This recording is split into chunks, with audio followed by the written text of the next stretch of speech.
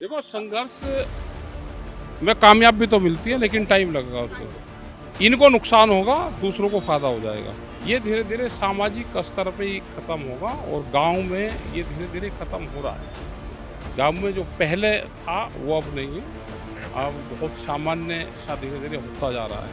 कागजों में कहने के लिए वो सब ठीक लगते हैं, लेकिन फिजिकल करने के लिए सरकारें नहीं मानती। जो लड़कियां आंदोलन में जाएंगी, ज़्यादा करेगी, वे उन लड़कियों की बात करते हैं जो अपनी आवाज़ ना उठा सकें। आवाज़ उठाने वाले लोग हजारों लोगों में वो एक लोग पैदा होते हैं, समाज के लिए बनते हैं। तो ये समाज के लिए अपनी आवाज़ उनको उठानी चाहिए। देखो, जिससे जिसको फ़ायदा हो जाता है वो वही बात करता है। नमस्कार, आप देख रहे हैं सौगन टीवी और मैं हूं आपके साथ राधिका शर्मा। इस वक्त मैं मौजूद हूं दिल्ली विश्वविद्यालय में, जहां पे प्रोफेसर रितु का जो धरना प्रदर्शन चल रहा है 60 दिन से ऊपर हो गया है। और आज उनके समर्थन में टिकैत आए राकेश टिकैत जी, जिन्होंने किसानों के लिए भी धरना दिया है। तो आइए उन्हीं से बातचीत कर लेते हैं कि किस तरह से वो यहाँ आए और क्या कुछ समर्थन वो देने वाले हैं। सबसे पहले तो बहुत बहुत स्वागत आपका। धन्यवाद जी, धन्यवाद। सर, बात की जाए जिस तरह से धरना प्रदर्शन दे रही हैं, 60 दिन से ऊपर हो गए, अभी तक सरकार ने कोई संज्ञान नहीं लिया, किसी तरह की इनकी मदद नहीं हुई, उसके लिए क्या? ये जो सरकार है ये तो धरनों में ट्रेंड हो गई है। 13 महीने तक इसने अपने देश की राजधानी को मुक्त नहीं करवाया था, तो ये चलेगा, अभी चलेगा।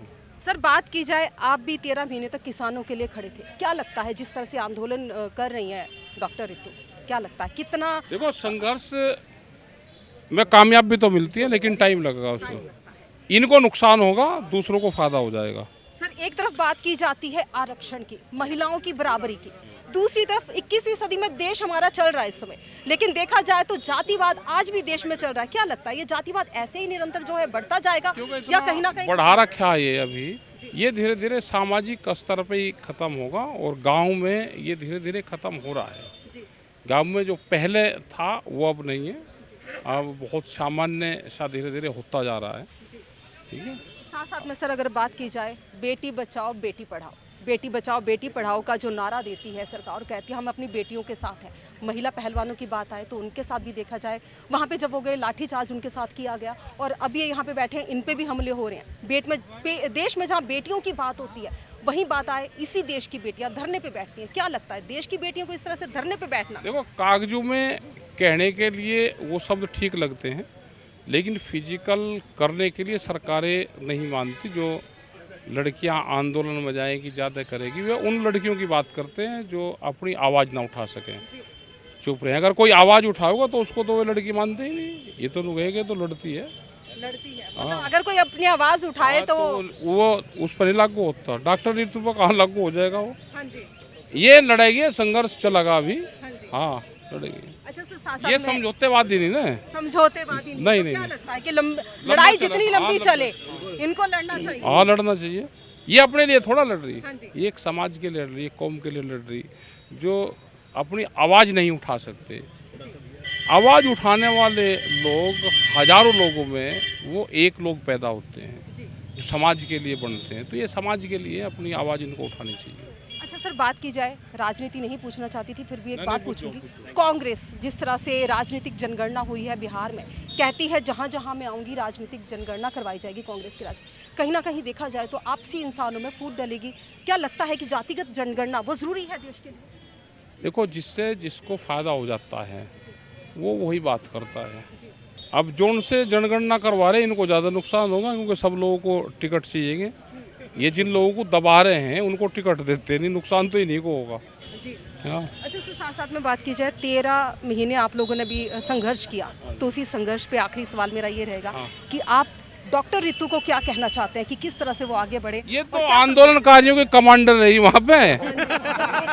हाँ, ये तो भाई आंदोलनकारी क्या है कि वो तो हारे हुए फौज के कमांडर हैं, जो वहाँ से निकल कर आए।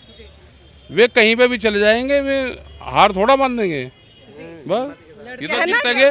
कितना लड़ना चाहिए, कितना खड़ा होना चाहिए, आखिरी तक लड़ना चाहिए। योद्धा जो होता है वो युद्ध में मारा जाता है। अगर युद्ध छोड़कर भाग जाएगा तो भगोड़ा को आ जाएगा। अगर बात की जाए राकेश टिकैत जी की, हम तो सब साथ हैं। कब तक साथ देने साथ हैं हम। जब तक ही बैठे? हाँ। आज पहली बार आए हैं, नहीं, क्या लगता है आगे बढ़ चढ़ के और हिस्सा लेंगे? नहीं, जैसे 6 आपके- तारीख को हम तो- अब जो रैली है 6 इनकी। में तो नहीं हम आएंगे, 6 में हम रहेंगे टुआना में। जी हमारे सब प्रोग्राम लगे रहते हैं। वहाँ पे एक आंदोलन चल रहा, वो रेलवे, वहाँ पे जब कोरोना काल हुआ और दिल्ली का आंदोलन हुआ तो उनके स्टॉपेज बंद कर दिए थे हरियाणा और पंजाब के बॉर्डर पे। तो जब हम एक बार वहाँ गए तो 2 ट्रेनें वहाँ पे चला दी, तो वो धरना चल रहा, तो धरने का समापन होगा उसका। तो हमको जाना एक है। खबरों सुनने में आ रही है कल आप लोग, बहुत लोग आएंगे, कल हमारे लोग किसानों आएंगे। को गाजीपुर में रोका गया था किसी कारण से, बता सकते हैं क्यों? गाजीपुर तो एक धरना स्थल बन गया। हाँ, नया धरना स्थल गाजीपुर बन गया। लोग आएंगे यहाँ पे, हम तो नहीं आएंगे लेकिन लोग आएंगे यहाँ पे। लोग आएंगे, आप नहीं आएंगे, लेकिन आपका समर्थन पूरा रहेगा। पूरा रहेगा, हमारा पूरा रहेगा। ये जीतेगी, आशीर्वाद देकर जा रहे हैं। हाँ जीतेगी। आते रहेंगे जब भी हम दिल्ली आएंगे। ये नहीं हम सुबह शाम को जब भी किसी भी टाइम हम आ जाएंगे। हाँ, जब दिल्ली में आए तो आगे, ये रूटीन इसका बन जाएगा अब।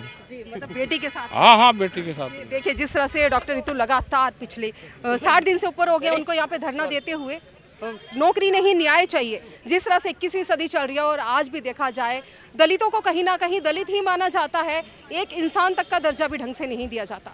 आपकी क्या राय है? अपनी राय हमारे साथ जरूर साझा करें। इन्हीं सब खबरों के लिए जुड़े रहिए हमारे साथ, देखते रहिए सौगंध टीवी। आप देख रहे हैं सौगंध टीवी, सौगंध वतन की।